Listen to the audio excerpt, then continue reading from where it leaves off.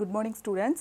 Myself, Dr. S. Nisha, Department of Commerce, from K.S. Rangasamy College of Arts and Science, Autonomous. இன்னைக்கு நம்ம பார்க்க போகிற topic என்னென்னா capital structure. இந்த capital structure பற்றி பார்க்குறதுக்கு முன்னாடி ஃபங்க்ஷன்ஸ் ஆஃப் ஃபினான்ஷியல் மேனேஜ்மெண்ட் பற்றி பார்த்துடலாம். ஒரு ஃபினான்ஷியல் மேனேஜ்மெண்ட்டோட ஃபங்க்ஷன்ஸ் அப்படின்னு பார்த்தீங்கன்னா அந்த ஃபினான்ஸ் மேனேஜரோட ரோல் அப்படிங்கிறது ரொம்ப இம்பார்ட்டண்ட். அந்த ஃபினான்ஸ் மேனேஜர் தான் என்ன பண்ணுவாங்கன்னா அந்த கம்பெனிக்கு தேவையான இன்வெஸ்ட்மெண்ட் சோர்சஸ் எல்லாம் எங்கே இருக்குது அப்படிங்கிறதுக்கான டெசிஷன்ஸ் மேக் பண்ணுவாங்க. He has to take decisions regarding the amount of finance to be raised from various sources of funds. இந்த வேரியஸ் சோர்சஸ் ஆஃப் ஃபண்ட்ஸ் நமக்கு எங்கெல்லாம் இருந்து கிடைக்கும் அப்படிங்கிறத இந்த ஃபினான்ஸ் மேனேஜர் தான் டிசைட் பண்ணுவார். அதில் first one is investment decision. இந்த இன்வெஸ்ட்மெண்ட் டெசிஷன் பொறுத்த வரைக்கும் 2 டைப்ஸ் இருக்குது. அதில் first one is long term investment decision refers to the capital expenditure decision. It is also called as capital budgeting decision அப்படின்னு சொல்லுவோம். இந்த கேபிட்டல் பட்ஜெட்டிங் டெசிஷன் பொறுத்த வரைக்கும் இன்வெஸ்ட்மெண்ட்டை எங்கேருந்தெல்லாம் நம்ம கலெக்ட் பண்ணலாம், ஹவு மச், எவ்வளோ இன்வெஸ்ட்மெண்ட் நமக்கு ஃபஸ்ட்டு தேவைப்படுது. And second one is from where, எங்கேருந்து நம்ம அந்த இன்வெஸ்ட்மெண்ட்டை கலெக்ட் பண்ணலாம். And third one is what proportion, maybe நம்ம ஈக்விட்டி ஷேர் கேபிட்டல் இருந்து கலெக்ட் பண்ணலாம், அப்படி இல்லைன்னா ப்ரிஃபரன்ஸ் ஷேர் கேபிட்டல் இருந்து கலெக்ட் பண்ணலாம். இந்த மாதிரியான என்ன டைப் ஆஃப் சோர்ஸ் அப்படிங்கிறத ஃபஸ்ட்டு டிசைட் பண்ணுவோம். இது long term investment decision. And second one is short term investment decision refers to the liquidity decision. இப்போ decisions regarding investment from working capital requirements. இந்த இடத்துல ஒர்க்கிங் கேபிட்டல் ரெக்யர்மெண்ட்ஸை பேஸ் பண்ணி எப்படியெல்லாம் நம்ம அதுக்கு தேவையான ஃபினான்ஸை கலெக்ட் பண்ணலாம் அப்படின்னா கரண்ட் அசெட்ஸில் இன்வெஸ்ட் பண்ணலாம். And second one allocation of fund amount கேஷாக லிக்விடிட்டி எவ்வளோ நம்ம மெயின்டைன் பண்ணலாம். And third one is receivables, inventories etcetera. அதில் இருந்தும் நம்ம இந்த ஷார்ட் டேர்ம் சோர்ஸஸை நம்ம கலெக்ட் பண்ண முடியும். And second decision is financing decision. இந்த இடத்துல types of securities to be used or issued. என்ன மாதிரியான செக்யூரிட்டிஸை நம்ம இங்கே யூஸ் பண்ணலாம், அப்படி இல்லைன்னா ஷேர்ஸாக இஷ்யூ பண்ணலாமா அப்படிங்கிறத டிசைட் பண்ணக்கூடியது தான் இந்த ஃபினான்சிங் டெசிஷன். இதில் டெப்ட் அப்படின்னு பார்த்தீங்கன்னா அதில் டிபெஞ்சர்ஸாக இஷ்யூ பண்ண முடியும். அதுக்கப்புறம் பாண்ட்ஸ், பப்ளிக் டெபாசிட்ஸ், அதுக்கப்புறம் loans from bank or other financial institution. இவங்ககிட்ட இருந்தெல்லாம் நம்ம என்ன பண்ண முடியும், டிபெஞ்சர் மூலமாக சோர்ஸ் ஃபண்டை கலெக்ட் பண்ணிக்க முடியும். Second one is share. இந்த ஷேர் அப்படிங்கிறது ஈக்விட்டி ஷேராக இருக்கலாம் அல்லது ப்ரிஃபரன்ஸ் ஷேராக இருக்கலாம். ஏதோ ஒரு ஷேர்ஸ் இஷ்யூ பண்ணுறது மூலமாக நம்ம ஃபினான்ஸை கலெக்ட் பண்ணிக்க முடியும். இது second type of decision. And third one is dividend decision. இந்த இடத்துல to decide whether the firm should distribute all the profit. ஒன்று அந்த ஃபேர்முக்கு வரக்கூடிய ப்ராஃபிட் ஃபுல்லாகவே அந்த ஷேர் ஹோல்டர்ஸ்க்கு ஈக்குவலாக டிஸ்ட்ரிபியூட் பண்ணி கொடுக்கலாம். இது ஃபஸ்ட் ஆஸ்பெக்ட். அண்ட் செகண்ட் பார்த்தீங்கன்னா retain all the profits or distribute a portion and retain the balance. இதில் ஒரு போர்ஷன் அமௌண்ட்டை பிஸ்னஸில் அப்படியே ரீடைன் பண்ணிவிட்டு ரிமைனிங்கை ஷேர் ஹோல்டர்ஸ்க்கு ஃபுல்லாக ஷேர் பண்ணி கொடுக்கலாம். இந்த மாதிரியான 2 ஆஸ்பெக்டில் டிவிடெண்ட் டெசிஷன்ஸ் மேக் பண்ண முடியும். நெக்ஸ்ட்டு இந்த 3 டைப் ஆஃப் டெசிஷனுமே ஒன்றோட ஒன்று இன்டர் ரிலேஷன்ஷிப்பில் இருக்கும். எக்ஸாம்பிளுக்கு இப்போ இந்த மாதிரியான இன்வெஸ்ட்மெண்ட் சோர்ஸஸை யூஸ் பண்ணி நம்ம ஃபண்டு கலெக்ட் பண்ணியாச்சு.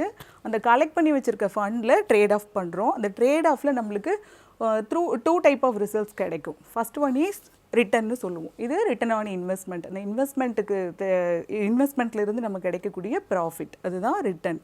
அண்ட் செகண்ட் ஒன் இஸ் அந்த இடத்துல நமக்கு லாஸஸ் அக்கர் ஆகுது, மேபி பாசிபிலிட்டி ஆஃப் லாஸஸ்ன்னு சொல்லுவோம். இப்போ லாஸஸ் அக்கர் ஆச்சுன்னா அந்த இடத்துல நமக்கு ரிஸ்க் அப்படிங்கிற மாதிரியான ஒரு இன்சிடென்ட் அக்கர் ஆகும். அப்போ அது ரெண்டையும் பேலன்ஸ் பண்ணுற மாதிரியான ஒரு ஃபார்மேஷன், அந்த கேபிட்டல் ஃபார்மேஷன் அப்படிங்கிறது இது ரெண்டையும் ஈக்குவலாக பேலன்ஸ் பண்ணுற மாதிரியான ஃபார்மேஷனை நம்ம க்ரியேட் பண்ணணும். அதுக்கு நமக்கு இந்த கேபிட்டல் ஸ்ட்ரக்சர் அப்படிங்கிறது ரொம்ப யூஸ்ஃபுல்லாக இருக்கும். இப்போ நம்ம what is mean by capital structure அப்படின்னா என்னென்னு பார்க்கலாம். Capital structure represent the mix of different long term sources. இப்போ நம்ம பார்த்த மாதிரி டிஃப்ரெண்ட் லாங் டேர்ம் சோர்சஸோட மிக்ஸ் தான் இந்த கேபிட்டல் ஸ்ட்ரக்சர் அப்படின்னு சொல்லுவோம். அதில் funds, loans, preference share capital, equity share capital and retained earnings, இது எல்லாமே இன்க்ளூட் ஆனது தான் கேபிட்டல் ஸ்ட்ரக்சர் அப்படின்னு சொல்லுவோம். இதனோட ஃபார்மேஷன் அப்படின்னு பார்த்தீங்கன்னா forms are pattern of capital structure.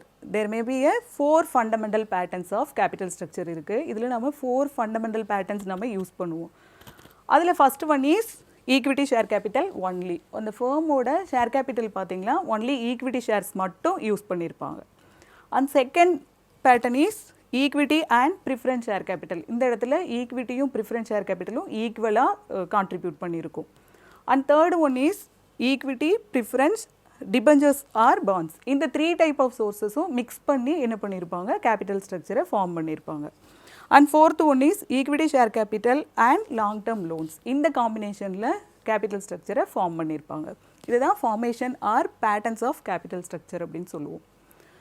Next இந்த பேட்டர்ன் பார்த்தீங்கன்னா நமக்கு ஆப்டாக இருக்கணும், அந்த பர்டிகுலர் ஃபேர்முக்கு ஃபுல்லாக பெனிஃபிட் கொடுக்குற மாதிரி இருக்கணும், ஃபேர்மோட வெல்த்தை மேக்ஸிமைஸ் பண்ணுற மாதிரியான ஃபார்மேஷனை தான் நாம் சூஸ் பண்ணணும். ஓகே, அதில் when the firm has selected such as a combination of equity and debt so that the wealth of the firm is maximum. இந்த இடத்துல இந்த காம்பினேஷன் அப்படிங்கிறது ஃபேர்மோட வெல்த்தை இன்க்ரீஸ் பண்ணுற மாதிரி இருக்கணும். அப்போ நமக்கு ரிசல்ட் என்ன கிடைக்கும் அப்படின்னா, the cost of capital is minimum, market value per share is maximum. அந்த மார்க்கெட் வேல்யூ per share அப்படிங்கிறது மேக்ஸிமமாக இருக்கும். ஓகே, நெக்ஸ்ட் இதில் இருக்கக்கூடிய various type of capital structure theories of capital structure என்னென்னு பார்க்கலாம். அதில் first one is net income approach, அதை ஷார்ட் ஃபார்ம் என்ஐ அப்ரோச் அப்படின்னு சொல்லுவோம்.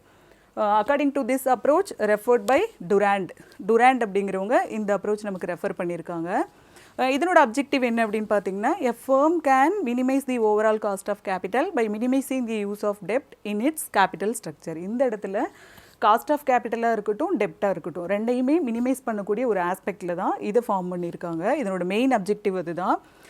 இப்போ நம்ம இந்த நெட் இன்கம் அப்ரோச் யூஸ் பண்ணி value of the firm calculate பண்ணும்போது அதனோட ரிசல்ட் எப்படி இருக்கும் அப்படின்னா, the market price and value of the firm will increase.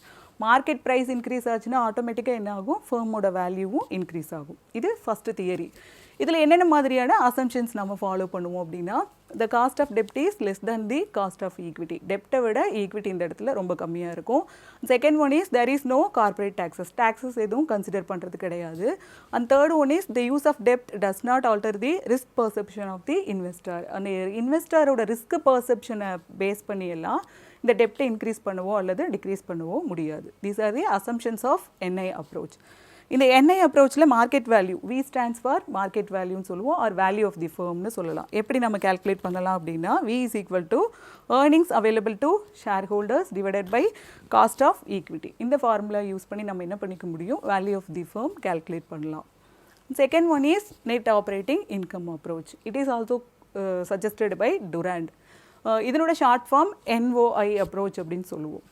According to this theory, capital structure does not affect the overall cost of capital. இந்த இடத்துல capital structure அப்படிங்கிறது எந்த வகையிலையும் ஓவரால் காஸ்ட் ஆஃப் கேபிட்டலை அஃபெக்ட் பண்ணாது. இந்த total value of the firm அப்படிங்கிறது அப்படியே ஸ்டேபிளாக இருக்கும்.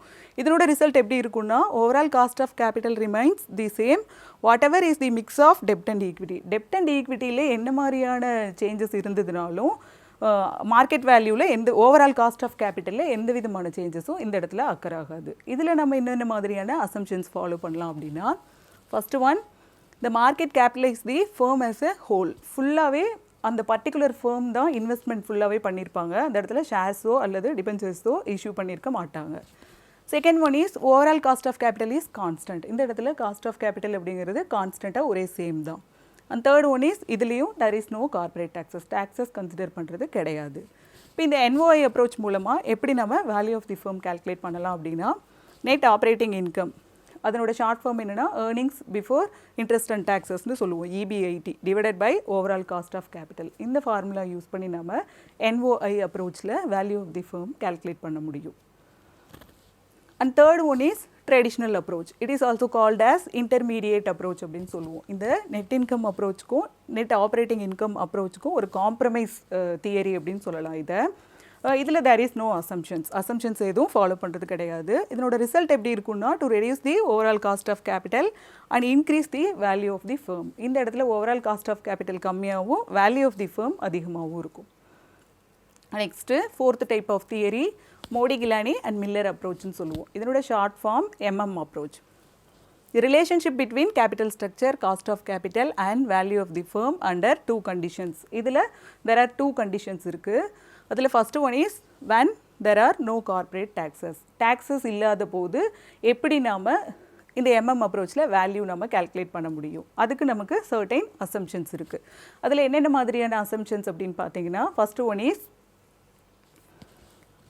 when there is no perfect market. இது perfect market கிடையாது. because the reason is investor எப்போ வேணாலும் அவங்களோட செக்யூரிட்டிஸை சேல்ஸ் பண்ணிக்கலாம், அப்படி இல்லைனா பர்ச்சேஸ் பண்ணிக்கலாம், ஃப்ரீயாக என்டர் ஆக முடியும், எக்ஸிட் ஆகிக்க முடியும். செகண்ட் அசம்ஷன் பார்த்தீங்கன்னா, திஸ் இஸ் நோ கார்பரேட். இதுலேயும் there is no corporate taxes எதுவும் கன்சிடர் பண்ணுறது கிடையாது. And third one is there are no transaction cost இதுக்கு கிடையாது. And fourth the pay out ratio is 100%. Share ஹோல்டர்ஸ்க்கு வரக்கூடிய ப்ராஃபிட்டில் ஆல்ரெடி நம்ம டிவிடெண்ட் டெசிஷனில் பார்த்த மாதிரி வரக்கூடிய ப்ராஃபிட் ஃபுல்லாகவே என்ன பண்ணிடுறாங்க, ஷேர் ஹோல்டர்ஸ்க்கு ஈக்குவலாக டிஸ்ட்ரிபியூட் பண்ணி கொடுத்துட்றாங்க. And last one is the risk to investors depends on the random variations. Risk அப்படிங்கிறது ரேண்டம் வேரியேஷன்ஸை பேஸ் பண்ணி தான் இருக்கும், கண்டினியூஸாக அந்த இடத்துல ரிஸ்க் அரைஸ் ஆகாது. And second aspect is when there are corporate taxes. இந்த இடத்துல taxes இருந்துச்சு அப்படின்னா taxes நம்ம கன்சிடர் பண்ணும்போது எப்படி value of the firm calculate பண்ணலாம் அப்படின்னா there is no assumptions. இதில் assumptions எதுவும் கிடையாது. earnings available to equity shareholders divided by cost of equity. இந்த ஃபார்முலா யூஸ் பண்ணி நம்ம என்ன பண்ணிக்கலாம், value of the firm calculate பண்ணிக்க முடியும். இப்போ இந்த 4 டைப் ஆஃப் அசம்ஷன்ஸை யூஸ் பண்ணி நம்ம என்ன பண்ணிக்க, இந்த 4 டைப் ஆஃப் தியரிஸை யூஸ் பண்ணி நம்ம கேபிட்டல் ஸ்ட்ரக்சரில் வேல்யூ ஆஃப் தி ஃபர்மை கால்குலேட் பண்ண முடியும். இப்போ இந்த 4 தியரியுமே ஒன்னோட ஒன்று இன்டர்லிங்க் தான். ரீசன் என்ன அப்படின்னு கேட்டிங்கன்னா ரெலவன்ஸ் அண்டு நான் ரெலவன்ஸ்னு இது ரெண்டாக டிவைட் பண்ணலாம். இதில் ரெலவன்ஸ் அப்படின்னு பார்த்தீங்கன்னா ஃபஸ்ட்டு நம்ம பார்த்த அந்த நெட் இன்கம் அப்ரோச் அப்படிங்கிறத ரெலவன்ஸ் தியரின்னு சொல்லுவோம். ஏன்னா அந்த கேபிட்டல் ஸ்ட்ரக்சர் ஃபார்மேஷனால் நம்ம கால்குலேட் பண்ணக்கூடிய அந்த ஃபேமோட காஸ்ட் ஆஃப் கேபிட்டல் அப்படிங்கிறது அதில் எந்த விதமான சேஞ்சஸும் இருக்குமா இருக்காதா அப்படின்னு பார்த்தீங்கன்னா அதில் சேஞ்சஸ் இருக்கும். அதுதான் ரெலவன்ஸ் தியரி அப்படின்னு சொல்லுவோம். அந்த ரிமைனிங் பார்த்து இந்த 3 type of theory, net operating income, அதுக்கப்புறம் traditional approach, and fourth one is Modigliani and Miller approach. இந்த 3 டைப் ஆஃப் தியரிலையும் நான் ரெலவன்ஸ்னு சொல்லுவாங்க. கேபிட்டல் ஸ்ட்ரக்சர் ஃபார்மேஷனால் அந்த காஸ்ட் ஆஃப் கேபிட்டல் எந்த வகையிலையும் அஃபெக்ட் ஆகாது. இதுதான் நான் ரெலவன்ஸ் தியரி அப்படின்னு சொல்லுவோம். இன்றைக்கி நம்ம கேபிட்டல் ஸ்ட்ரக்சரில் 4 டைப் ஆஃப் தியரிஸ் பார்த்தோம். வரக்கூடிய கிளாஸில் இந்த 4 டைப் ஆஃப் தியரிஸ் யூஸ் பண்ணி எப்படி நம்ம value of the firm calculate பண்ணலான்னு ப்ராப்ளம் பார்க்கலாம். தேங்க்யூ.